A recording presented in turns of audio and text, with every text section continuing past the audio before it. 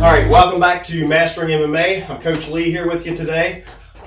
In this video, we are going to talk about shadow boxing and things to think about. So basically, when I have brand new people, they're all real bashful about shadow boxing. In general, it's a warm-up. It's their first couple classes. They all are super bashful about it, and it's kind of hard to explain what to do. So I always tell them, remember when you were a little kid and you fought imaginary people? That's what you're doing. So basically, that's how I start out new people. But as you advance, so should your shadow boxing, right? If I've been doing this a while, I shouldn't just be out here like, just kind of going through the motions. I should be thinking about things, right? Combos I've been working on, head movement, footwork, that type of stuff should be going through my brain. And honestly, my shadow boxing is way less about punching and more about placement of body parts that aren't actually making the strikes. So today I'm going to talk about some of that stuff that we're doing. This should be a pretty short, sweet video. But so when I'm shadow boxing, I want to think about real life scenario where I'm at. So I'm about 6'1". When I was fighting at 170 and 155 pounds. I was a massive 155 pounder, in case some of y'all are questioning. But I was probably an above average 70. But anyways, a lot of times I was facing guys that were shorter than me. At the very least, I'm not running into a whole lot of guys that are a lot taller than 6'1". We have another coach at the gym, and I took notice of this quite a while back and kind of got a kick out of it. I don't know his height, but he is a lot shorter than me. So I've noticed when I'm shadow boxing, right, my punches are coming out almost straight, right? We're right here. Things are coming out pretty straight.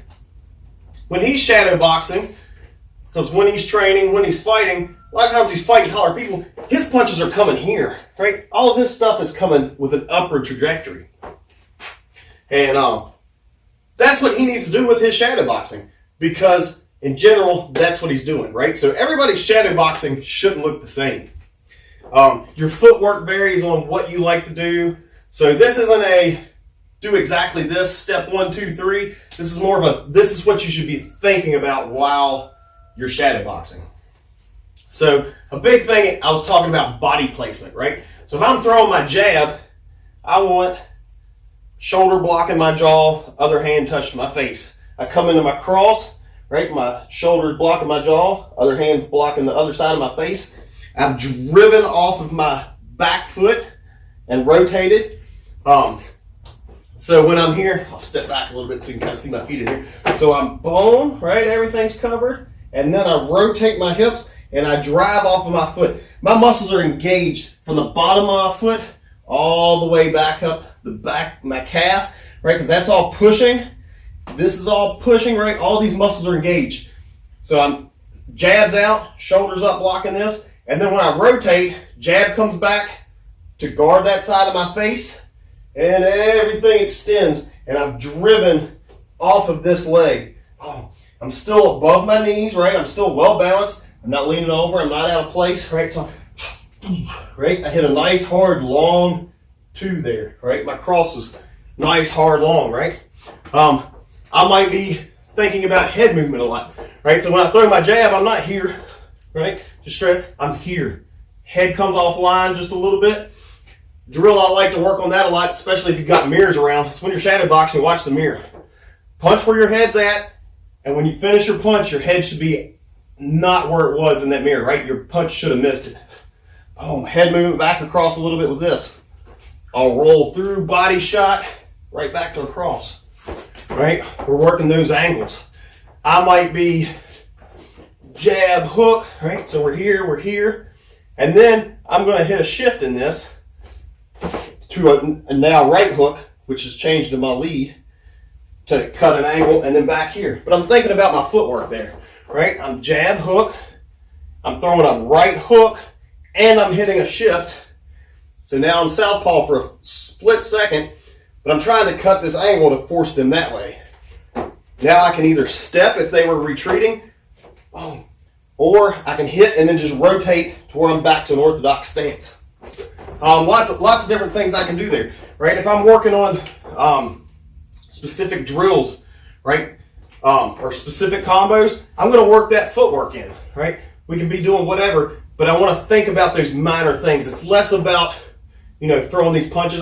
The punches are just to get everything loose in general before class, or I'm just working on my muscle memory.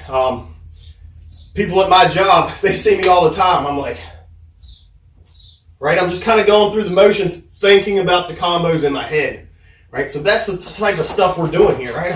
Boom, a little bit out of line, or I might be boom, under a punch and then back up high and then into a kick, right? Lots of options there. So think about these things when you're doing your shadow boxing. We don't want to just be out here kind of like, so anyways, today at work, right? Especially when you're in the gym, right? You can socialize here, right? It's a nice relaxed time. We're just getting loose. But think about, right? We're going through everything, right? Hands are coming back to the face. We think about our defense, back to counters, things like that. They're throwing, I'm skipping, I'm changing angles. Think about where your opponent's going to be, right? So say they throw that right hand, and I do like a little skip the rock, quick parry, back to jab.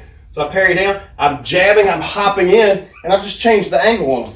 I might come back with a hook, and then boom, right? We're going to work that type of stuff. We should be picturing our opponent here and working what we want to work, right? Thinking about footwork, head placement. This is a time to perfect those little minor details to work into your everyday stuff. I've actually got a guy that I've been doing privates with for a while that has horrible head movement, knows he has horrible head movement.